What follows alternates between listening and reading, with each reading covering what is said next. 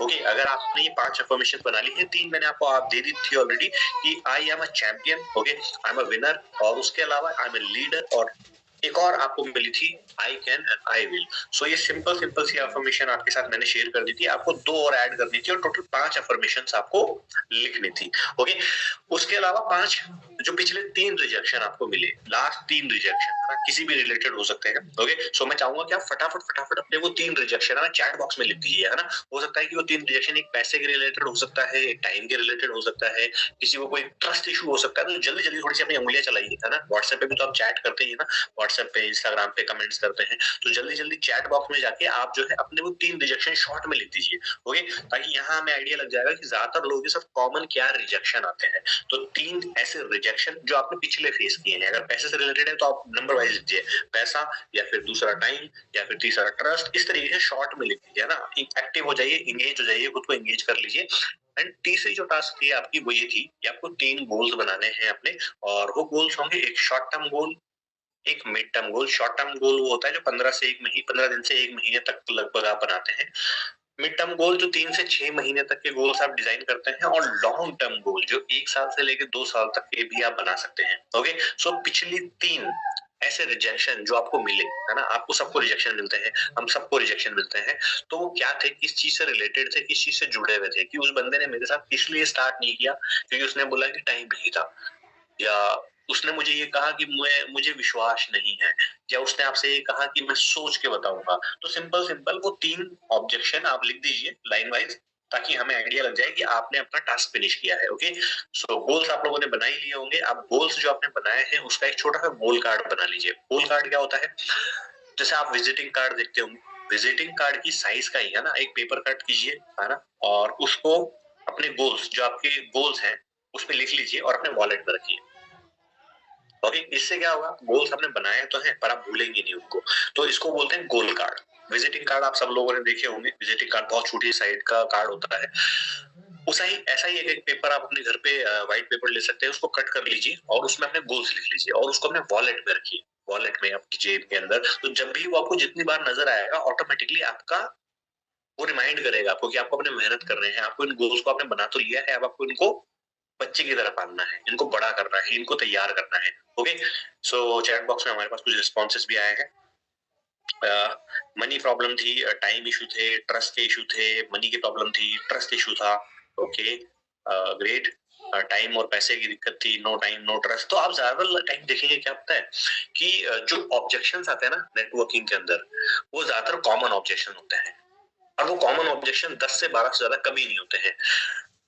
अभी हम जब ऑब्जेक्शन हैंडलिंग के ऊपर आएंगे तो आप ये जानेंगे कि ऑब्जेक्शंस जब हैंडल करे जाते हैं तो बहुत सिंपल फॉर्मेट के अंदर वो 10 से 12 ऑब्जेक्शन अगर आप मास्टर कर ले तो आप इस बिजनेस के चैंपियन बन सकते हैं। आपको कोई नहीं रोक सकता बहुत बड़े लेवल पे ग्रो करने को लेकर। ओके, सो आप देखिए ज्यादातर लोगों के जो ऑब्जेक्शन यहाँ चैट बॉक्स में है ना वो कॉमन है। किसी को ट्रस्ट की दिक्कत है, किसी को पैसे की दिक्कत है, किसी को टाइम की दिक्कत है। ओके, सो ये 10 से 12 ऑब्जेक्शन इंडस्ट्री को लेकर नेगेटिविटी है, टाइम को लेकर दिक्कत है, सर्विसेज को लेकर दिक्कत है। तो ये जो कॉमन कॉमन ऑब्जेक्शन होते हैं ना, ये हम अंडरस्टैंड करेंगे कि इन 10 से 12 ऑब्जेक्शंस को मास्टर कैसे बना जाए। हम एनोटेशन ऑफ कर देते हैं। ओके, सो चलिए हम आगे बढ़ते हैं। सबसे पहले आज का जो हमारा फोकस होगा वो होगा प्रोस्पेक्टिंग लाइक का प्रो। अब सबसे पहले हम सीखेंगे हमारे स्किल वाले पार्ट के अंदर। अब तक हमने माइंडसेट बनाया डे 1 और डे 2 के अंदर। डे 1 में हमने इंडस्ट्री के बारे में जाना, डे 2 हमने अपना माइंडसेट बनाया। अब हम स्किल डेवलपमेंट की तरफ बढ़ रहे हैं, और सबसे पहली स्किल जो आपको चाहिए इस व्यापार को, इस बिजनेस को बनाने के लिए, वो है प्रोस्पेक्टिंग। ओके, प्रोस्पेक्टिंग होती क्या है? कुछ लोगों के लिए हो सकता है ये नया शब्द हो सकता है कुछ लोग इसके बारे में ऑलरेडी जानते होंगे। प्रोस्पेक्टिंग क्या होता है, कैसे काम करता है, इसके बारे में चलिए डिटेल में बात करते हैं। सो हमारा फोकस रहेगा, आज हम प्रोस्पेक्टिंग सीखने वाले हैं। तो सबसे पहले हम जानेंगे प्रोस्पेक्टिंग होती क्या है, क्या होती है प्रोस्पेक्टिंग। दूसरा, इंपॉर्टेंस क्या है इस प्रोस्पेक्टिंग की डायरेक्ट सेलिंग इंडस्ट्री के अंदर। कैसे अपने लिए पोटेंशियल प्रोस्पेक्ट्स आइडेंटिफाई करें, कैसे हम पता लगाएं कि हमारे लिए सही प्रोस्पेक्ट कौन सा होगा। कैसे कम्युनिकेट करें, बातचीत कैसे करें लोगों के साथ में, ये भी हम जानेंगे। रैपो और ट्रस्ट कैसे बनाया जाता है, विश्वास कैसे बिल्ड किया जाता है, वो भी हम सीखने वाले हैं। प्रोस्पेक्ट प्रोस्पेक्टिंग के दौरान चैलेंजेस क्या आते हैं, प्रॉब्लम्स क्या आती है, वो हम डिस्कवर करेंगे। तो सबसे पहले प्रोस्पेक्टिंग होती क्या है? जिन भी लोगों के लिए नया शब्द है वो नहीं जानते हैं प्रोस्पेक्टिंग जैसा क्या होता है, तो जरा ध्यान दीजिएगा। प्रोस्पेक्टिंग एक तरीके की प्रोसेस है, ये एक तरीके की प्रोसेस है जिसमें आप आइडेंटिफाई करते हैं। आइडेंटिफाई का मतलब है ढूंढते हैं और कनेक्ट करते हैं उन लोगों के साथ में जो आपके संभावित ग्राहक हो सकते हैं। प्रोस्पेक्टिंग एक प्रोसेस है जिसमें आप ऐसे लोगों को ढूंढते हैं और उनके साथ कनेक्ट करते हैं, जुड़ते हैं, जो आपके संभावित ग्राहक हो सकते हैं, और उन्हें आप इंट्रोड्यूस करते हैं, उन्हें बताते हैं अपने प्रोडक्ट के बारे में या बिजनेस अपॉर्चुनिटी के बारे में। ये सिंपल सी डेफिनेशन है प्रोस्पेक्टिंग की। मतलब आप ऐसे लोगों को ढूंढते हैं और उनके साथ कनेक्ट करते हैं जो आपके बिजनेस के लिए, आपके प्रोडक्ट के लिए संभावित ग्राहक हो सकते हैं। आज जब भी आप बिजनेस करते हैं तो हर बिजनेस के अंदर प्रोस्पेक्टिंग होती है, चाहे आप रियल एस्टेट का काम करें, चाहे आप इंश्योरेंस का काम करें, चाहे कोई भी काम करें, उसमें प्रोस्पेक्टिंग करी जाती है। क्यों? क्योंकि ऐसे लोगों को ढूंढा जाता है जो आपके बिजनेस के अंदर इंटरेस्टेड हो, आपके प्रोडक्ट के अंदर इंटरेस्टेड हो, आपके सर्विस के अंदर इंटरेस्टेड हो। Got it? समझ में आया कि प्रोस्पेक्टिंग क्या होती है? सो प्रोस्पेक्टिंग जो है ना, वो कहा जाता है इस इंडस्ट्री का लाइफ ब्लड है। आपके बिजनेस में अगर लगातार नया खून आ रहा है, नया ब्लड आ रहा है, न्यू ब्लड हमेशा आपके बिजनेस में आता जा रहा है, तो आपका बिजनेस कभी मरेगा नहीं। लेकिन अगर वो नया खून आना रुक गया, नया ब्लड आना रुक गया, तो आपका बिजनेस धीरे धीरे सूखने लगता है।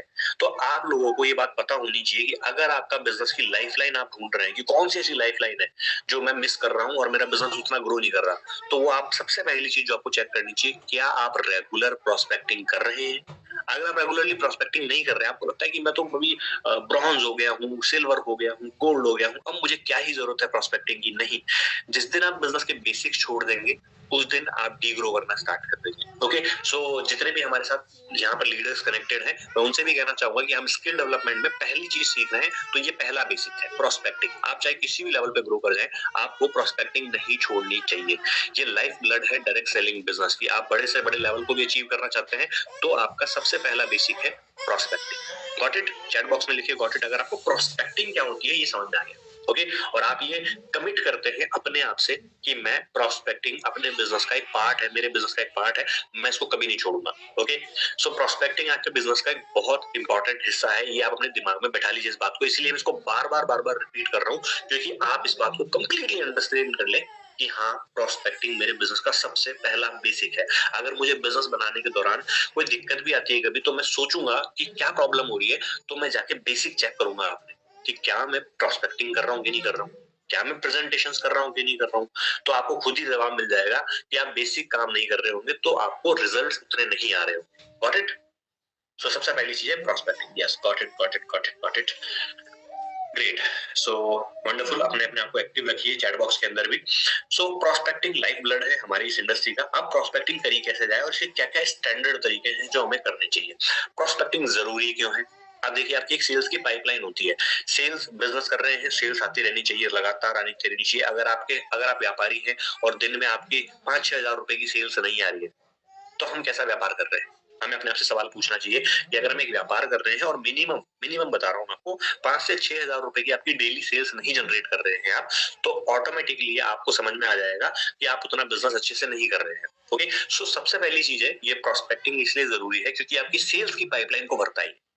अगर आपके पास पोटेंशियल प्रोस्पेक्ट्स बहुत सारे होंगे तो आपकी सेल्स हमेशा लगातार रेगुलर बेसिस के ऊपर आती रहेगी। टीम से आएंगी जो आएंगी, आपकी पर्सनल सेल्स भी लगातार कन्वर्ट होती रहेंगी। Okay, expand your network. आपका बिजनेस का नेटवर्क हमेशा बढ़ता रहेगा। आप किसी पे डिपेंडेंट नहीं होगे कि मैं एक टीम के ऊपर डिपेंडेंट हूँ, दूसरी टीम पे डिपेंडेंट हूँ। आपका नेटवर्क डिपेंड हो जाएगा पूरा का पूरा आपके ऊपर। मेरा कहने का अर्थ ये है कि आपका नेटवर्क की जो ग्रोथ होगी ना, वो आपके कंट्रोल में होगी। वरना आप डिपेंडेंट होंगे और लोगों के ऊपर कि ये काम करेंगे तो आपका नेटवर्क ग्रो करेगा। ये बहुत बड़ी प्रॉब्लम होती है जो ज्यादातर लोग फेस करते हैं जब वो थोड़ा ग्रो करना स्टार्ट करते हैं कि वो डिपेंडेंट हो जाते हैं। तो आप डिपेंडेंट ना हो, आपका नेटवर्क आपके कंट्रोल में हो, तो इसके लिए आपकी प्रोस्पेक्टिंग हमेशा चलती रहनी चाहिए। एक्सपैंड करते रहिए अपने नेटवर्क को, आपके बिजनेस में ग्रोथ आएगी। अगर ऑब्वियस सी बात है, अगर आपका नेटवर्क ग्रो करेगा तो ग्रोथ तो आएगी आएगी। दूसरा क्या होगा, लॉन्ग टर्म के रिलेशनशिप्स बिल्ड होगा। अब आपके जब लॉन्ग टर्म रिलेशनशिप बिल्ड होना स्टार्ट होते हैं तो ये आपकी जिंदगी के हर एक एरिया में आपको मदद करते हैं। ओके, सो प्रोस्पेक्टिंग इन सभी कारणों की वजह से बहुत जरूरी है। अब फनल क्या होती है, ये भी हो सकता है बहुत लोगों के लिए नया वर्ड होगा, लेकिन मैं इसको आपको सिंपल करके समझाऊंगा बहुत आसानी से। कितने लोगों ने कीप देखी? कीप, आप सभी के घर में कोई जब हम पूरे पहले के टाइम पे, अभी तो बहुत कम हो गए, लेकिन पहले के टाइम पे अगर हम ऑयल वगैरह तेल परचेज करके लाते थे तो हम उसे जब आपने देखा होगा ना, वो एक स्टोव आया करता था जिसमें तेल को भरा जाता था, तो एक कीप लगाई जाती थी ऐसी, सबने देखी है कीप? क्या सबने वो कीप देखी है? ऐसी वाली कीप थोड़ी सी टेढ़ी हुई ऊपर से, हम दोबारा बनाएंगे इसको। सो क्या सब लोगों ने ऐसी फनल देखी है कीप? बढ़िया, सबने देखी है? Okay, wow, great. देखिए देखिए देखिए, हाँ, वी में से ऑक्सीजन, हम कह सकते हैं कि ऑक्सीजन है, प्राण वायु है हमारे बिजनेस की, यस हम कह सकते हैं, बिल्कुल कह सकते हैं। ये कीप आप सब लोगों ने देखी होगी, इसको फनल कहते हैं। क्या कहते हैं हम इसको? फनल, कीप भी कह सकते हैं आप इसको। सो फनल है क्या बेसिकली? अगर आपके जो बिजनेस के अंदर सेल्स आ रही है, हम उसको यहाँ मान ले कि सेल्स यहाँ कन्वर्ट हुई है, ठीक है, और आपके जो प्रोस्पेक्ट्स है वो यहाँ से आ रहे हैं, तो अभी इस दौरान एक पूरी प्रोसेस है यहाँ से लेके यहाँ तक की। जब वो प्रोस्पेक्ट आपके साथ आया और फिर आपने उसको क्वालिफाई किया, फिर आपने उसको अप्रोच किया, फिर आपने उसको प्रेजेंट किया, फिर फॉलो अप किया और फिर क्लोजिंग की, तो ये जो प्रोसेस है ना, इसको बोलते हैं फनल। समझ में आया आपको? तो आपको जब भी आपके पास प्रोस्पेक्ट्स होंगे तो आपको पता होगा कि आपका प्रोस्पेक्ट्स कौन से स्टेज के ऊपर है। क्या मैंने उसको जस्ट अभी अभी आइडेंटिफाई किया है, जस्ट अभी अभी मैंने उसको जाना है, कनेक्ट किया है, या मैं इससे बातचीत कर चुका हूँ, मैंने इसको अप्रोच भी कर लिया है, इनवाइट भी कर लिया है किसी मीटिंग के अंदर या 1-to-1 मीटिंग के लिए, या मैंने इसको प्रेजेंटेशन भी दिखा दी है, या मैंने इसको फॉलो अप में चल रहा है ये मेरा। तो इस तरीके से आपकी एक प्रोसेस होती है सेल्स फनल की। ओके, सो उम्मीद करता हूँ ये बहुत बेसिक सी चीजें आपको समझ में आ गई होगी कि फनल क्या होती है। सो प्रोस्पेक्टिंग फनल कैसे होती है? सबसे पहले आप किसी भी इंसान को आइडेंटिफाई करते हैं कि आपके लिए एक सही कस्टमर है कि नहीं। ओके, तो आइडेंटिफाई करेंगे तो अब आप बोलेंगे कि मेरे लिए सही आइडेंटिफाई करना कैसे पॉसिबल है? आप जिस बिजनेस के अंदर है और जिस बिजनेस में बिल्ड कर रहे हैं, जेड बाजार जैसे बिजनेस के अंदर, तो यहाँ पर अगर हम बात करें, आपका सही पोटेंशियल कस्टमर कौन है? जिस इंसान पे सूरज की लाइट पड़ती है ना, सूरज की रोशनी पड़ती है, वही आपका सही क्लाइंट है। ओके, उससे ज्यादा डेफिनेशन आपको चाहिए नहीं है अभी। जिस इंसान पे सूरज की लाइट पड़ती है वो आपका सही प्रोस्पेक्ट है। ओके, सो आइडेंटिफाई कर लिया हमने, क्वालिफाई करना है हमारे को, क्या ये हमारे लिए सही प्रोस्पेक्ट है, हम उसको अप्रोच करना भी सीखेंगे, फिर प्रेजेंट करना और फॉलो अप करना। ओके, सो चलिए हम चलते हैं सबसे पहली स्टेज के ऊपर, how to identify potential prospects, कैसे हम पोटेंशियल ग्राहकों को समझ सकते हैं। अब आपका प्रोस्पेक्ट कौन है? जैसा कि मैंने आपको बताया, जो आपके प्रोडक्ट और सर्विस में इंटरेस्टेड है, और आज के टाइम पे ऐसा कौन इंसान होगा जो चाय नहीं पीता होगा? ऑब्वियसली पीता होगा। कौन ऐसा इंसान होगा जो मोबाइल रिचार्ज नहीं करवाता होगा? सर्विसेज उसको जरूर चाहिए।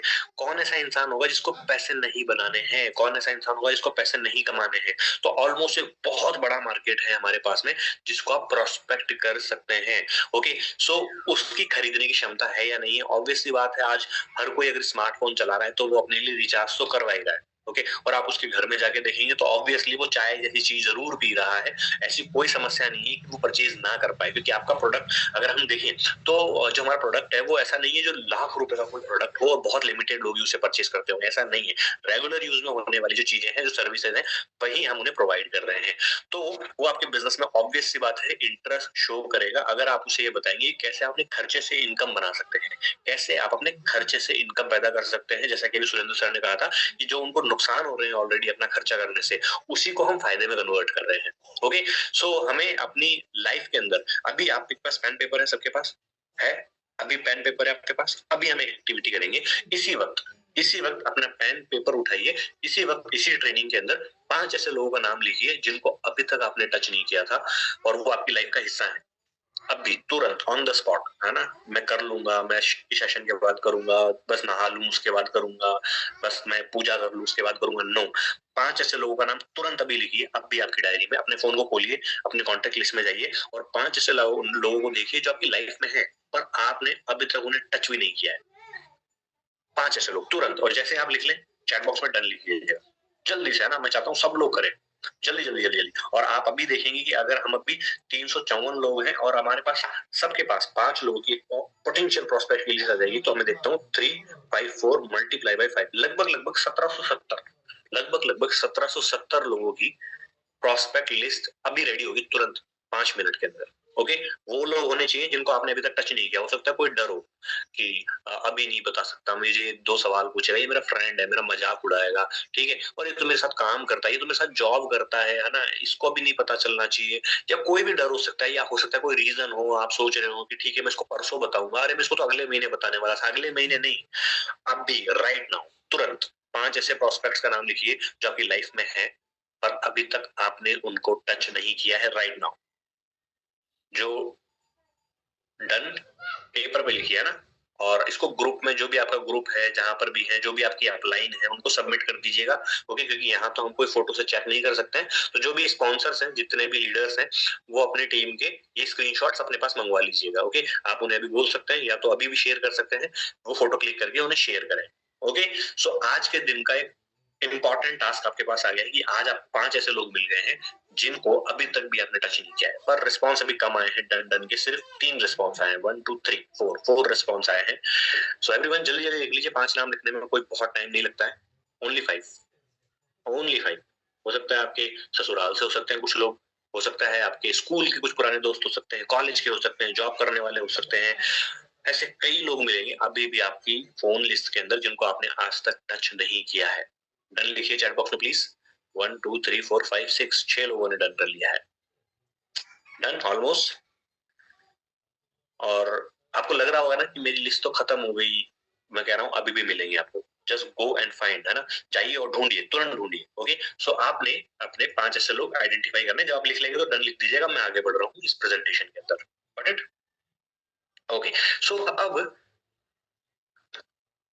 हमें प्रोस्पेक्ट्स मिलेंगे कहाँ पे? ये तो जो अभी मैंने आपको 5 लोग लिखवाए, ये तो आप ऑलरेडी वो लोग थे जिनको जानते थे। अभी मैं लिस्ट बनाना भी बताऊंगा आपको, लेकिन हमें कहाँ मिलेंगे हमारे प्रोस्पेक्ट? सबसे पहला है सोशल मीडिया प्लेटफॉर्म्स।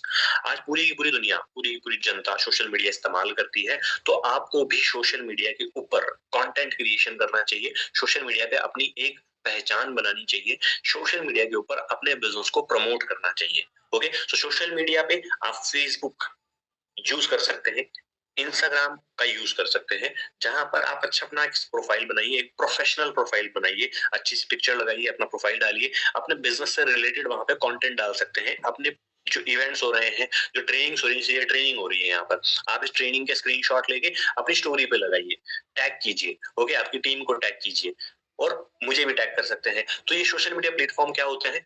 यहाँ से होगा क्या, एक्चुअल में आपको बहुत सारी ऑडियंस है सोशल मीडिया के ऊपर जो फालतू टाइम वेस्ट कर रही है।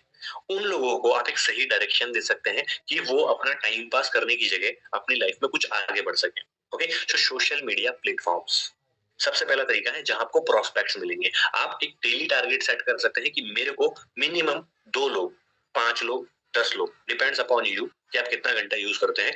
ये 2 नए लोग रोज सोशल मीडिया से लेकर आने हैं अपनी लिस्ट के अंदर। समझ में आया? दूसरा है नेटवर्किंग इवेंट। नेटवर्किंग इवेंट क्या होते हैं?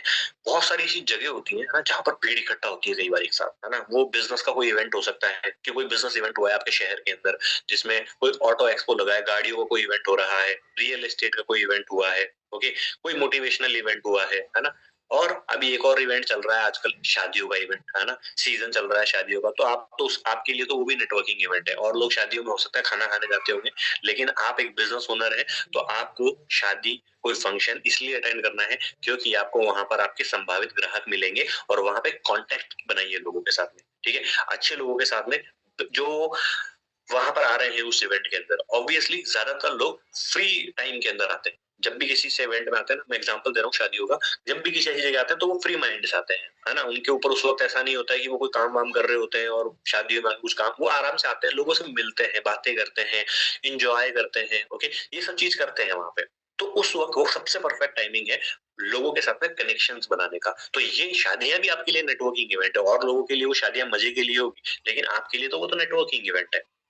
ओके, सो नेटवर्क करिए, वहां पर लोगों के साथ कॉन्टेक्ट बनाइए, अपने मोबाइल नंबर से एक्सचेंज कीजिए, उनको अपनी लिस्ट का हिस्सा बनाइए। रेफरल्स फ्रॉम एग्जिस्टिंग कस्टमर, तीसरा तरीका। प्रोस्पेक्ट कहाँ से मिलेगा? जो आपके साथ मौजूदा कस्टमर है, कई बार हम उन्हें प्रोडक्ट दे देते हैं और फिर हम उनसे दोबारा संबंध ही नहीं स्थापित करते हैं, हम पूछते ही नहीं है उनसे दोबारा जाके। जो आपके एग्जिस्टिंग कस्टमर है उनसे पूछिए, उनसे बात कीजिए, और उनको जो उनका फीडबैक है, जो वो बता रहे हैं कि मैंने प्रोडक्ट यूज किया, बहुत मजा आया मुझे यूज करके, आप उनसे बोलिए चलो अच्छी बात है, चलो आपकी हेल्प से हम और लोगों की लाइफ तक भी ये चीज पहुंचाते हैं, तो आप उनसे रेफरल लीजिए। आपका रूल होना चाहिए कि अगर आपके साथ में कोई कनेक्ट किया है, जो मौजूद में आपके साथ कस्टमर है, आपके साथ बिजनेस पार्टनर है, अगर वो एक्टिव है, इनएक्टिव है, उनसे आप 10 लोगों के रेफरल जरूर लीजिए मिनिमम। अगर आप हर एक इंडिविजुअल से आप 10 रेफरल ले रहे हैं, तो 10 नए पोटेंशियल ग्राहक मिल रहे हैं आपको। हो सकता है उनमें से आपके पास 5 नए ग्राहक बन जाए। उनमें से आप अगर देखेंगे तो उन 5 लोगों में से आपको 10 नए प्रोस्पेक्ट्स मिलेंगे, तो 50 नए प्रोस्पेक्ट्स आपके पास और आ जाएंगे। ओके, यही होती है नेटवर्किंग। तो रेफरल्स ले सकते हैं आप मौजूदा ग्राहकों से। ऑनलाइन कम्युनिटी फोरम्स, आप ऐसे ऑनलाइन कम्युनिटीज में जुड़ सकते हैं। देखिए व्हाट्सएप के ऊपर इतने सारे ग्रुप बने पड़े हैं, अलग अलग अलग अलग जनता के, अलग अलग टॉपिक्स के ऊपर ग्रुप्स होते हैं। तो आपको जहां मौका मिले आप उनसे कनेक्ट कर सकते हैं। टेलीग्राम पे बहुत सारे ग्रुप्स होते हैं, वहां कनेक्ट कीजिए। एक एक ग्रुप्स में हजारों लोग होते हैं, वहां आप अपने आप को प्रमोट कीजिए। डायरेक्टली बिजनेस प्रमोट मत कीजिए, आप अपने आप को प्रमोट कीजिए और खुद के साथ उनको कनेक्शंस बनाइए। व्हाट्सएप के ऊपर बहुत सारे ग्रुप्स होते हैं, टेलीग्राम से बहुत सारे ग्रुप्स होते हैं, फेसबुक के ऊपर बहुत सारे ग्रुप्स होते हैं। सो वहां पर आपको बहुत सारे संभावित ग्राहक मिलेंगे। कोल्ड आउटरीच वाया ईमेल या फिर कॉल। कोल्ड आउटरीच क्या होता है, आप कोल्ड कॉल्स भी कर सकते हैं। कोल्ड जो कॉल्स होती है वो होती है जो आपको जानते नहीं है ना आप उन्हें जानते हैं, आप उन तक भी बात स्टार्ट कर सकते हैं। ओके, ये कैसे किया जाता है ये भी मैं आपको आगे सिखाने वाला हूँ। सबसे पहले हम अपनी मौजूदा जो लिस्ट है उसमें से एक लिस्ट प्रिपेयर करेंगे प्रोस्पेक्ट्स की। सो इसका एक फॉर्मूला है फ्रेंड्स, FRIEND